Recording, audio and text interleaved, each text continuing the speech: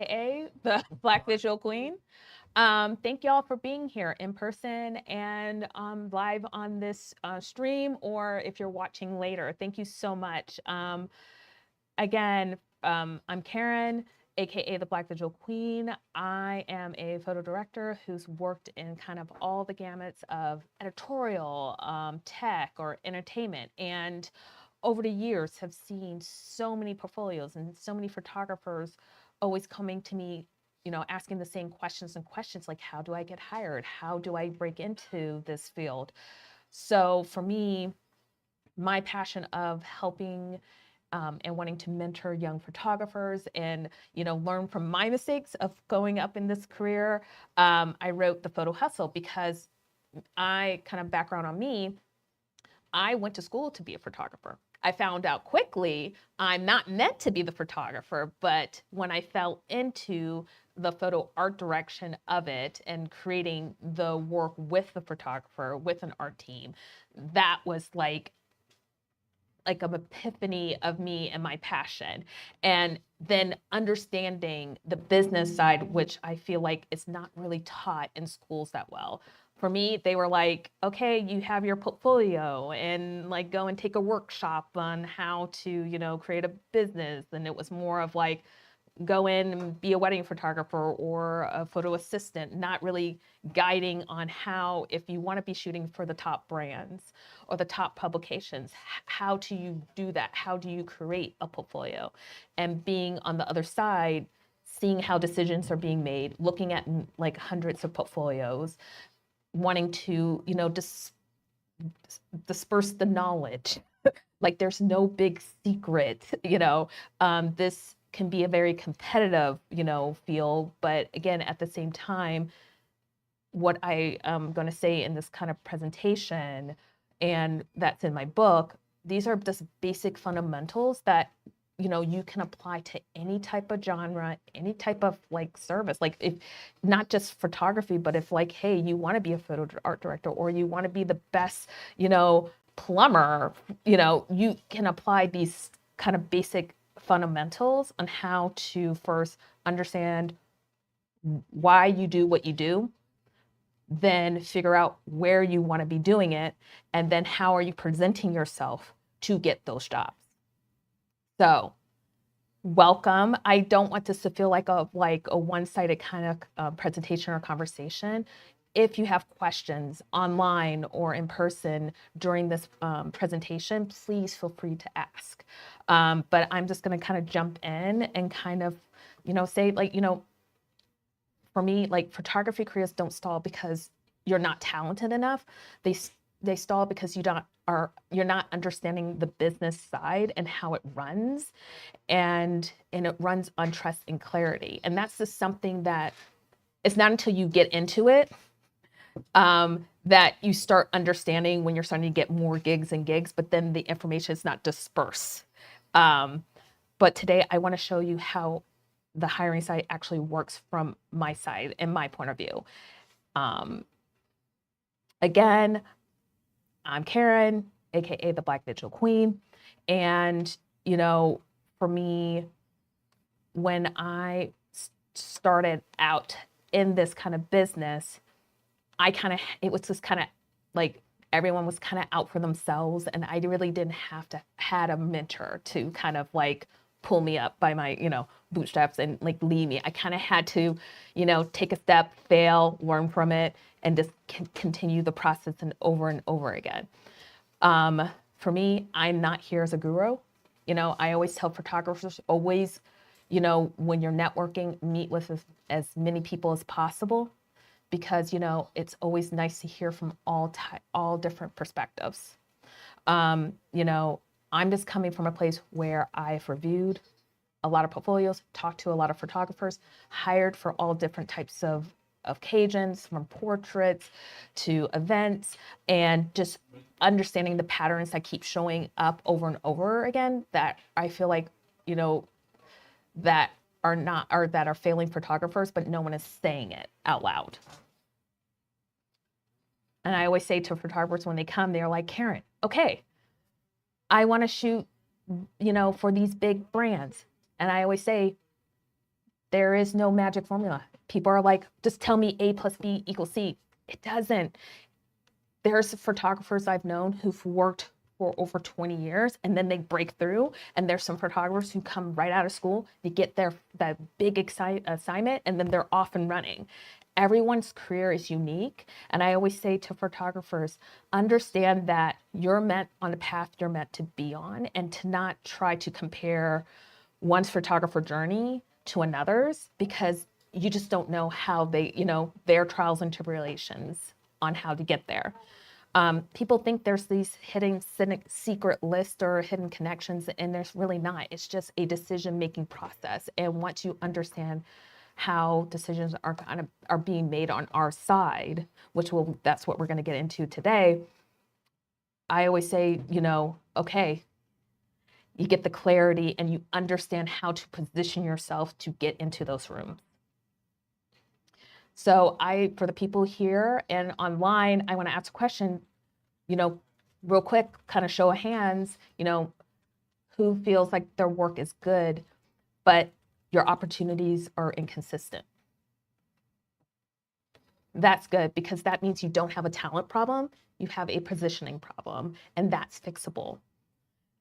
As I say, photography, it's not a talent problem, it's a clarity problem. Most photographers don't fail because they're bad, they fail because they don't understand what to do. And confusion kills more careers than the lack of skills. Careers happen in this industry when 3 things align: creative direction, business mindset, and client strategy. Most photographers are only working on that first part when I'm always talking to them. And then wanting to jump into, okay, well, I want to charge $10,000. And how do I do that? When first we need to go back and make sure you have the fundamentals of these 3 things aligned for what your specific goals are. Creative direction makes someone notice you. So know what you shoot and why it matters. Business mindset makes them trust you, the clients, the people you're trying to get to hire you. So know your value and know how to communicate it. And then third, client strategy makes them contact you. So do your research and know who hires you and know how to reach them. If you're missing one of these, that breaks that chain. So how do you get into the room? Getting hired doesn't start when you meet someone. It starts when they recognize where you fit. And people hire when you feel familiar and they know how you fit into their eco chain. And I always go back and I always ask a photographer, well, why did you get into photography in the first place? And you're going to say, okay, why is she doing all this and why is she going back? I know it's not the sexy part, but I always say, remember, photography is an art form. I think a lot today, people think, oh, I can pick up a camera. I got an iPhone. I'm a photographer. And I'm like, that's not why I got into photography. I was like the family photographer. Like I was an Army brat and my parents loved to travel. And I just happened to pick a camera. My dad taught me. And I was like, I'm the only one who can take family photos. And so the running joke in our family was, when you look at pictures, you think you're a family of 3, but it's a family of 4 because I was taking the pictures. But when I got into photography, I just fell into the love of the art form itself. And I think, a lot of photographers try to chase that money. And I always say, if you're in it for the money, you've already lost with the declining budget. So and I think that just goes for anything in life. Like if you're in it for the money part of it, yes, it starts off nice, but then it becomes a grind. And it's like, what's your passion for it? So I always ask photographers, why did you get into photography? Why did you pick up a camera? What do you love about photography? What do you like to shoot? What is your passion? Your why is not motivation, it's decision-making. It helps you filter. And then it determines what projects, build your career and what distract from it. It also tells you the jobs you need to say no to. I always say, when you have this clarity, it helps remove that burnout, because if you're just chasing just job after job after job and you don't understand your why, then it gets to the point of then what's the purpose of, you know, you're doing all these jobs at a mediocre level, and what are you trying to master? And if you have questions in between, please feel free to ask. So niche, every time I mention niche to photographers after you know your why, it's like I get dirty looks. They're like, I want to shoot everything. Like a dirty word. And I'm like, no, it's not. And when I always say niche, I'm like, it's not that you're limiting yourself. I have to shoot this one thing. I think that's what people, you know, because it's niche. You're being specific. But I always say is, if you understand your why, you know what you want to do, then you develop your creative eye. I say, when you look at the greats. I'm going to use the example of Gordon Parks. That was one of the, when I finally found like Black photographers in my realm and I saw Gordon Parks, I was like, okay, you're my guy. And what I loved is that he could go into the Dust Bowl and shoot poverty and shoot for time, like that stuff. But he was also shooting fashion. He was shooting all types of things, still like he was shooting the whole gamut. And when I mean a niche, I always say, what is your visual eye as an artist? And how do you apply it then to those different types of niches that feel cohesive? When you look at Gordon Parks' work, there's a cohesionness of, he shot many different things, but you see it and you like, that's a Gordon Parks image. Goes for kind of all like the masters or just any like, for, you know, any of your favorite photographers. I always say, go and look at photographers of, you know, the genre or the work you want to be doing and look at their portfolio. You won't see that they just do one specific thing. Maybe they do, but a lot of them, they're shooting a variety of things. But what sets them apart is that they're shooting, you can just, right away when you look at their website, you can see their artistry. Like from like maybe it's a still life of a lipstick, and then okay, here's like a whole brand campaign for Canon, but you still see that visual eye. So they've developed their kind of visual eye niche in their area, where I always say, when we're looking for a photographer for a job or a campaign, it's not necessarily, oh yes, we're looking for the technical, but it's always like a vibe off of a mood board that we're getting, right? So it's like, here's a mood board, and this mood board for this particular thing, we want something soft and airy and someone who knows how to play with the lights and gels and create this kind of like retro vibe. Like it's stuff like that, that when we're looking for photographers, we're looking for photographers that understand that is articulated on their website and their body of work. Questions? Anyone online so far? All right.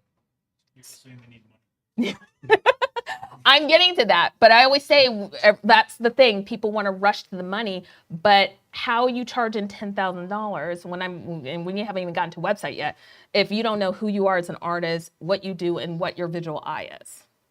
What are you saying? You can make money. You can make money if like, hey, if I just pick up a camera and I just shoot. You can be like mediocre, but it's like people want to be shooting mediocre and kind of just being like this and be charging $100,000. And when you're thinking of some of the top brands that they're throwing that they want to shoot, I'm like, it doesn't equate what I'm seeing on your website to like what you want to charge. And like I said, like this might be the boring part in people, but again, I don't think it's taught enough in schools about like understanding your visual brand as a photographer. Yes, they teach you the techniques, but then how do you apply that if you like, I want to be a portrait photographer who's shooting for, let's say, lifestyle versus documentary versus fashion. Those are all things that you have to learn and master, and they're all different, but not saying you can't shoot in those styles, all those styles, but I always say, master one thing first, and then like say portraiture in your visual eye, then how do you apply then what you've mastered to, okay, now I want to shoot food. Now maybe I want to shoot still lifes. So a niche is how a client search for you in their brain. It's just like, just remember that when photo creators or art directors are looking for a photographer, remember, we're not the only person in this conversation on who we want, for this position or for the job. But remember that some people who may not be visually savvy, they just might be like, I'm just looking for like, it's something generic. Like I'm looking for for a, portrait photographer. And that's how they're searching on Google for it. It's how your website, which we're going to come up to, and how your visual, I say visual artistry is what keeps them and wants to work with you and contact you. Broad might feel safe, I want to show everything, but it's like unclear, not defined. And clear might feel smaller, but it gets hired more because on our side, we want safety. I've taken a chance on a photographer who I'm like, okay, the work is there, little maybe green, and it's backfired. But then at the same time, it's like been a beautiful working relationship, and I've seen them blossom, and I've worked with them like and another photographer, for multiple jobs. It's a risk on our side too, because if we're hiring someone, we're taking a chance and they fail or don't deliver on what they, what I saw on their site, and they, overpromise, underdeliver, that's a risk, and that kind of dings our reputation on our side for our clients and our bosses and our coworkers, because they're like, well, you are, the visual expert, we're coming to you, and that person didn't deliver. And so then that's when like people might fall in just hiring the same photographer over and over again. So it's I always say to photographers, understand who you are, your visual voice, and understand kind of the niche you're kind of falling into. Not saying, remember, it doesn't mean it's permanent. It will ebb and flow throughout your career, but just be flexible. Quick question. Yeah. Yeah. How do you find your niche? It's gonna. So this is what. Oh, sorry. This is a great question. So he just asked, how do you find your niche? And right here, start asking these questions. What type of photography excites you? Where's their demand? I always say, kind of sit with self and journal. What are those things you gravitated of wanting to photograph? Just naturally. Like for me, like this is why I knew I wasn't like gonna be a photographer. I was like on the fine art like side of it. I was like, I liked, and I did my whole thesis, I liked photographing abandoned buildings because I liked the space and the perspective. And then also correlating to like all this wasted space that's just sitting there and you could use it for useful purposes.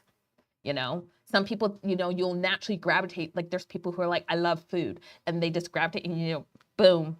Some people are like, it's portraits, not me. I never liked portraits. It was like, I grew up in a time where when I was going to school, it was like creepy kid portraits all of a sudden during my day. And I was just like, I don't feel a connection, but that's just me, right? So it's going to be personalized to you. And you kind of have to, it's one of those things when photographers ask me like, well, what should I do? I'm like, I can't answer that question for you. That's why I say, who are you as an artist? Why did you pick up a camera? We all have our, our unique stories. For me, I was a family photographer. I just fell in love with it. And I just and I fell in love with doing the technical part of it, doing it in high school in a janitor's closet, like developing black and white film. And I was like, okay, I want to pursue this. Does that help? Okay. So I want y'all, that was a lot. So let's take a little breather, and kind of close your eyes. So kind of think of your website page right now, the front of your page. And let me know, if I or photo art director went to your site right now, could they answer, what do you shoot and who it's for? If it's an answer of kind of, or, if like maybe, and not a definitive yes, it's a definitive no for us. Your portfolio, and this is what I'm most passionate about, like the website and your portfolio, it's not meant for you to put everything on earth on it.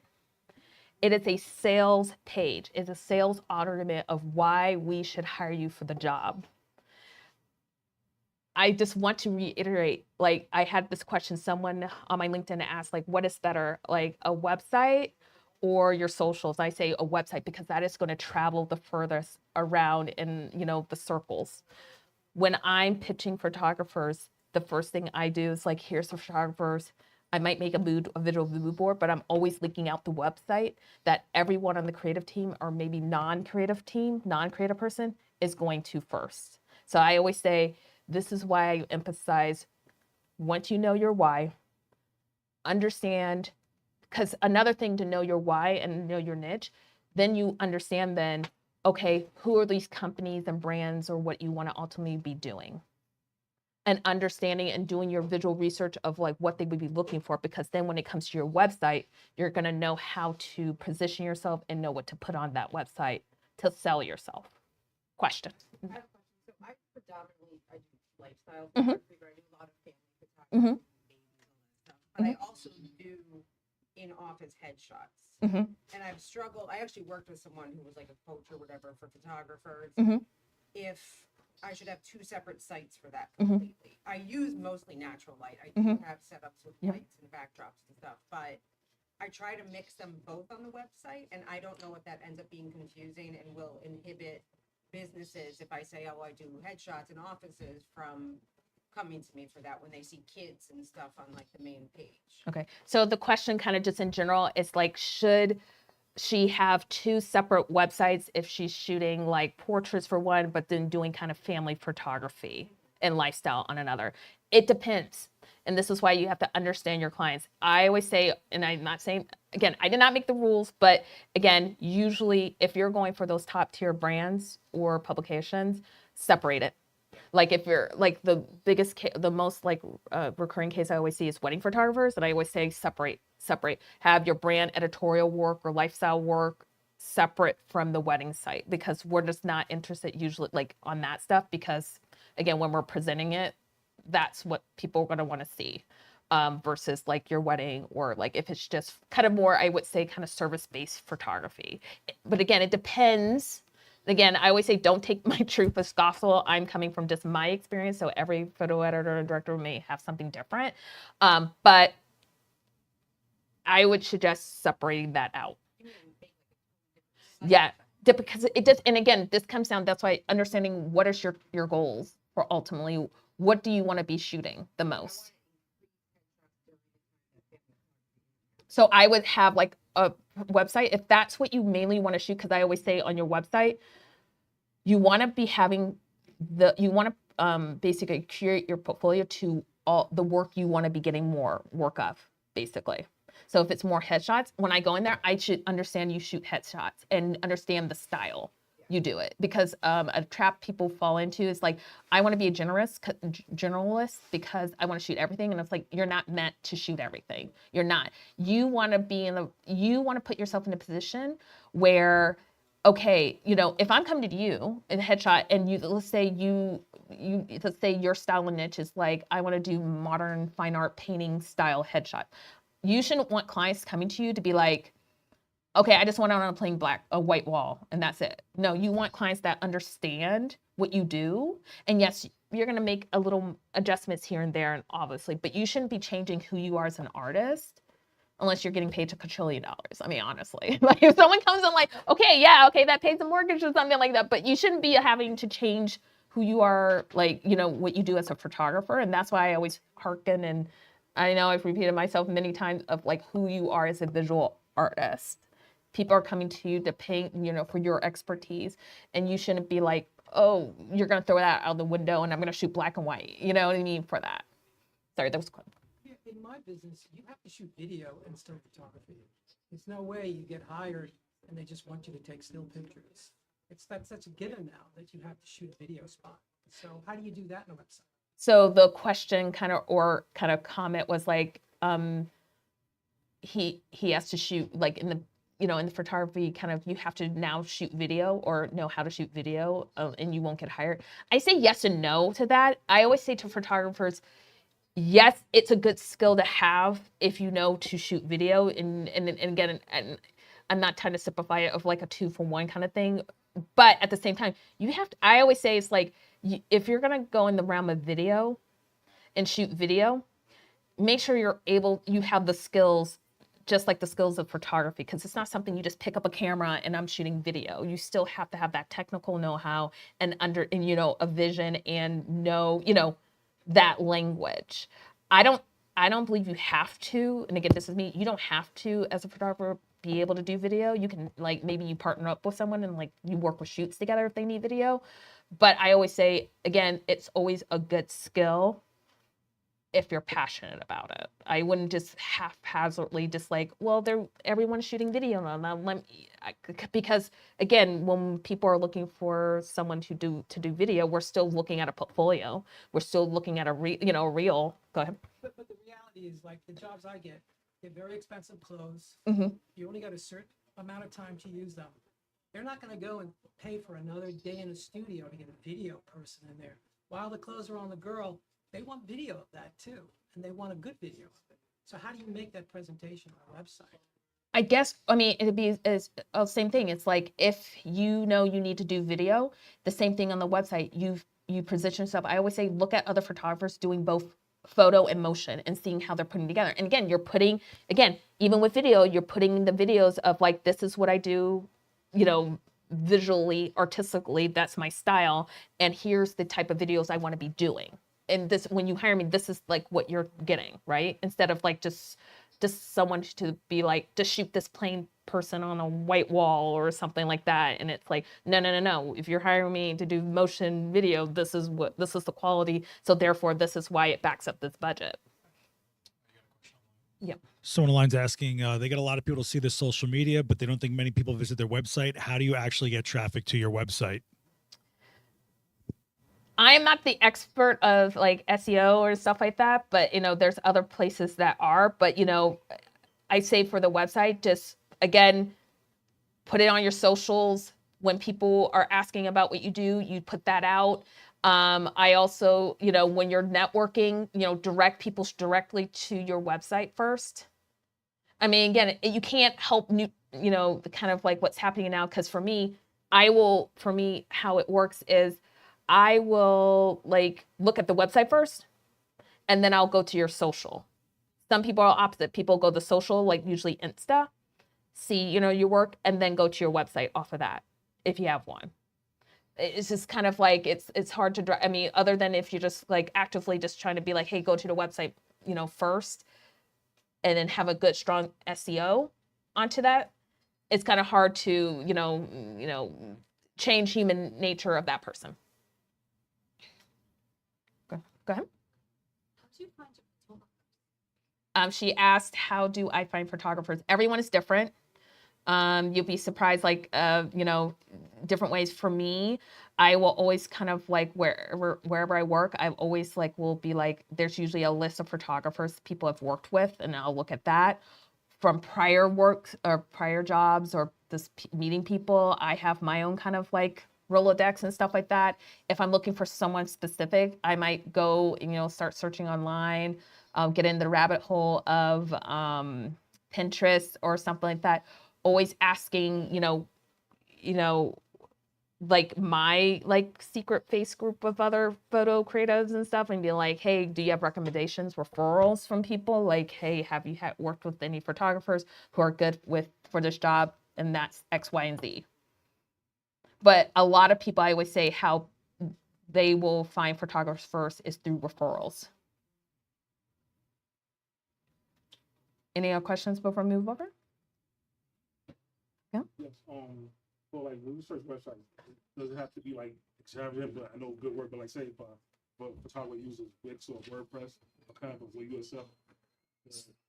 So I always say, I'm going to skip to this thing with the websites. I always say this is the holy grail.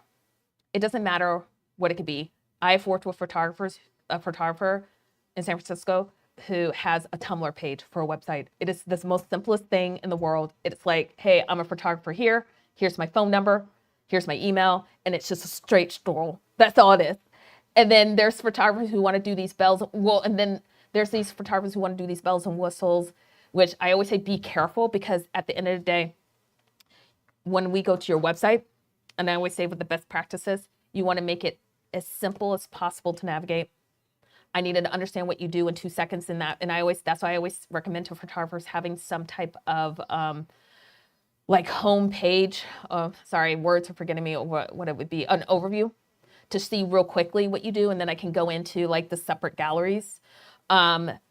You want to make sure it's reflecting the work you want to get more of, because I ran into where I reach out to a photographer and I'm like, I love this photography, this photograph here, and they're like, yeah, cool, I hate this, I hated this job, and then but it gets me a lot of work, and I'm like, why? Because that's what I want to hire you for. It's like, stop putting stuff on your site you don't like, And then I always say, if there's one thing you take out of this like whole like presentation, please make sure you have a contact email and a location. I know this, you're saying like, duh, but you'd be surprised how many times I go to a photographer's website and it's just a form.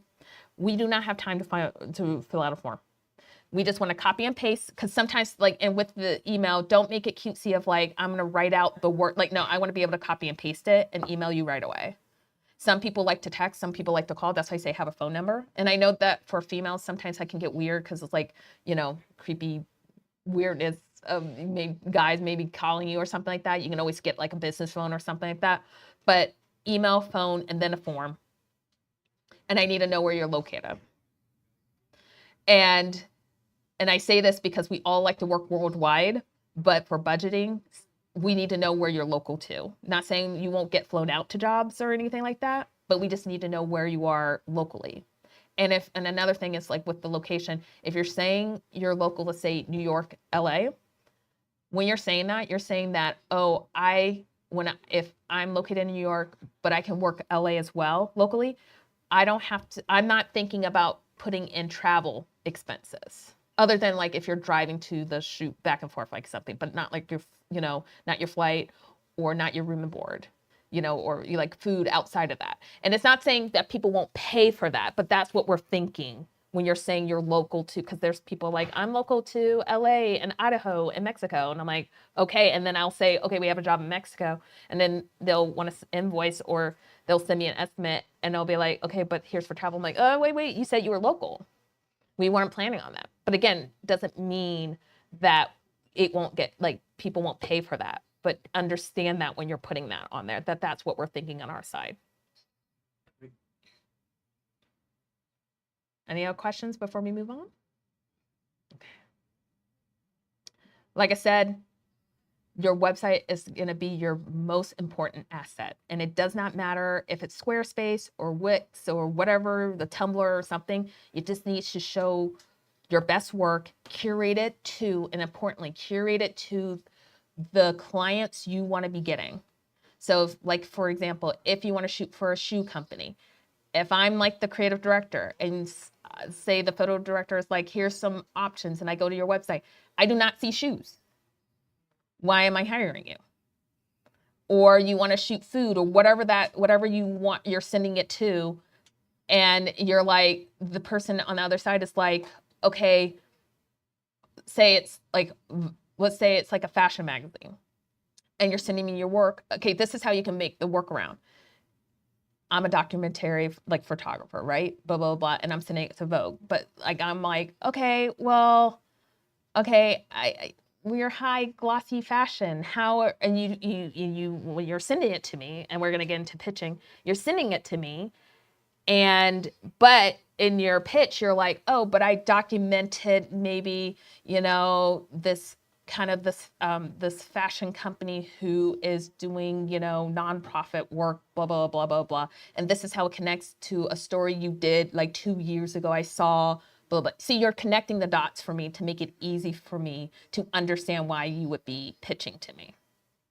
So that's why I would say the websites are very important, because the link gets passed around to everyone who needs to make the decision or have a say on who's getting hired. And they need to understand it. And remembering that it might not be the most like visual adept people that's like not in the creative department, but they should be like, everyone knows like, oh, this is a good image or this is a good site and it's easy to navigate and it's like, okay, cool. And get that sign off. Question. What's a general amount of images you think a website should have? It depends, because I want to say, because when you're starting out, you might not have that many. So maybe like 20 or something, 20, 30, 40, but then when you're starting to have bigger bodies of work, or you have more work to show, it depends on how you curate, that body of work. It's always personal. I can't say like 20 is the perfect number. It just depends, because what happened if you shot a story and in the final edit for that story was 7 images, but it's still a strong body of work for 7 images. It's this understanding, and that's why I say it's an art and a science with the website of like, especially portfolio, but just try to view it in the lens of when you're trying to curate it down, or, if you have to take pictures out or put pictures in, understand like, okay, is this the highest quality of work? And is this image necessary? Like if I took it out, would I still understand this story? Does it feel redundant to something I already have? Is this something that I want to shoot more work of? Is this something that is going to, be seeing the love language of the companies and brands or whatever you want to shoot for, that you want to attract to? And kind of view it in that vein. Again, it's like an art and science of how many you should have. Obviously, you shouldn't just have one, but you shouldn't have I don't think you should have be over 100 images. But it's just the balance of, and again, it's an art and science. There is no set number, but understand how long are people going to stay on your site and scroll? You know what I mean? Right? It's like, how can you tell the story? It's like it's just like it's editing. How can you tell this, story in a concise way without it feeling too sparse or too overbloated? All right. Questions online here before we move on? Okay. So I always say now, this is kind of now the next stage before you're getting into making money and pricing. Now that you have this strong foundation of understanding who you are, understanding what you're doing, you have a portfolio website ready, because I always say your website comes first before you're starting to remarket yourself. Understanding, because within curating your website, you're understanding the clients and people you want to be attracting. Then you're moving on to marketing and networking. And when it comes to marketing, I always say, it's not you, it's them. And marketing is a long game. You will send out many emails, again, for our side, when we're reaching out to photographers, we get rejected and not hear back from people as well. Not as much as y'all, as a photographer, I will grant that. But, just remember there's rejection on both sides, but just to remember that, when you're marketing, you just want to make sure you're identifying your target audience. You're not trying to throw a wide net, but you're trying to really hyper focus on the clients and the work that you really want to be getting. And like I said, I always emphasize your website is your home base, because people will go there. Even if you send an email or something and you don't hear anything from anybody, I know sometimes I don't have time, but if I'm I will always probably look at a website. I will always click a link, and look at the website and bookmark it and save for later. And, the bane of sometimes people with this marketing and social media, it's I don't want to be in social media and I don't want to send newsletters and all I say, but you have to get yourself out there. You can maybe, there's some photographers who are chosen. They're oh, someone found them and it's boom, and they have a wonderful career. But most people like me, you have to, let people know who you are. You have to be out there. You have to have something. And that's why I always say, I always have a website of some sort. It can be very simple. It doesn't have to be complex.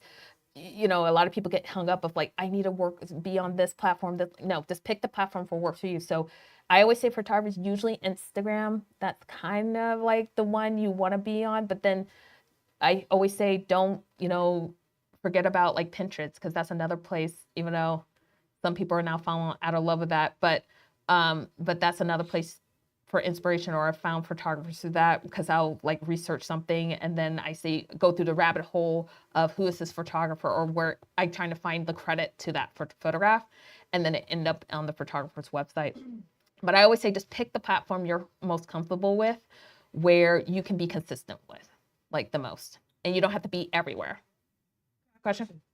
I'm on LinkedIn. That's Mhm. where I found you. Mhm. And a lot of times, like after a week, they'll have, you've been in 30 searches or Mhm. something like that. And then I look at who's searching. And it'll be big names, big companies. How do you follow up on these searches? Because it's a very generic thing, like this agent, a very good agency or something like that. How do you capitalize on people searching your website and coming up with these names? So the question was like, he's like on LinkedIn and he sees people searching from big names. How do you follow up? And this kind of goes into like who's in the room. And I'm just going to skip into like email pitches. First, do your research. Understand where they come from. Are these good fits for your, for your brand, for what you want to be doing? And then you email them. And I would say it's like, this is what the research part comes of it. Everyone has gotten a generic, spam, email of like, dear sir, ma'am, I put here like, dear sir, ma'am, I'm a pet photographer from Florida. I would love to work with you. Here's my website, link. And that's not getting my attention. That's like, first, you don't even know my name. Or it's like Mr. Karen. I'm like, yeah, you didn't do it. And I know we're all human and we all make mistakes, but when you do your research and actually, humanize your email, and I know it takes a little time on your efforts, it does make a difference, and we do notice. Now, again, we can't answer every single email we ever get. I always say if I'm like, okay, I like this, okay, this email, okay, cool, I'm gonna check out your work. I love your work. I may not have something for you right away. I might not be able to contact you, but I will bookmark it. And an example I gave as like a good email pitch that kind of this person does their research is like, dear Karen, I love your publication, publication retrospective of Taylor Swift and her cats. I'm a pet photographer based in Florida, and there's a booming scene here with CEO housewives who have a squad of their own with complete, amazing poodles and matching outfits. I've attached some samples and would love to discuss this featuring this project in your next issue.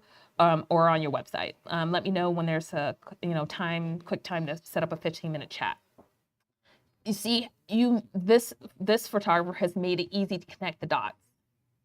So for you to answer your question is to follow up, research, understand how you can be a solution to them, and kind of be like, hey, I saw, you were like kind of researching, you landed on my profile. I would like to introduce myself.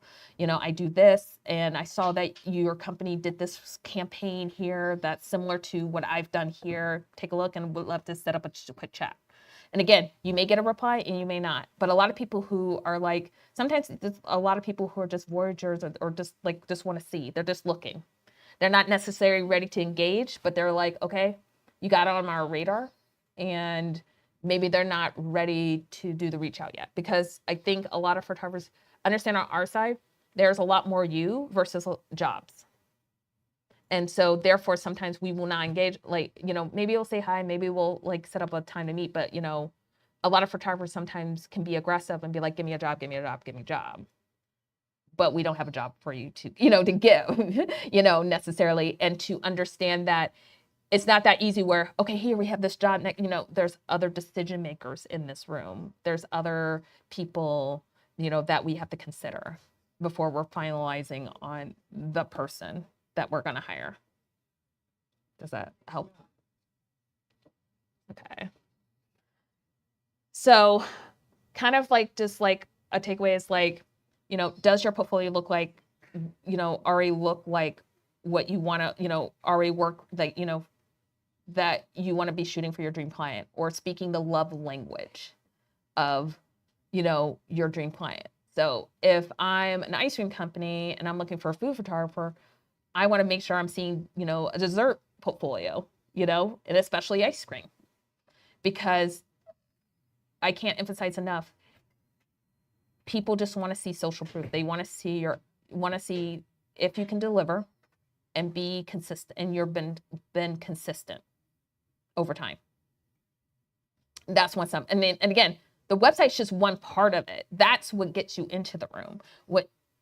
What I always say keeps you in the room is you have to now deliver. You got the job, okay, you now have to deliver on what we think you've promised through your website. Another question that photographers always will ask me is, should you work with an agent or not? There's always pros and cons to it. Like an agent can open doors for you. They can get you those meetings. You know, but I always tell photographers, remember, an agent can't force us to hire you.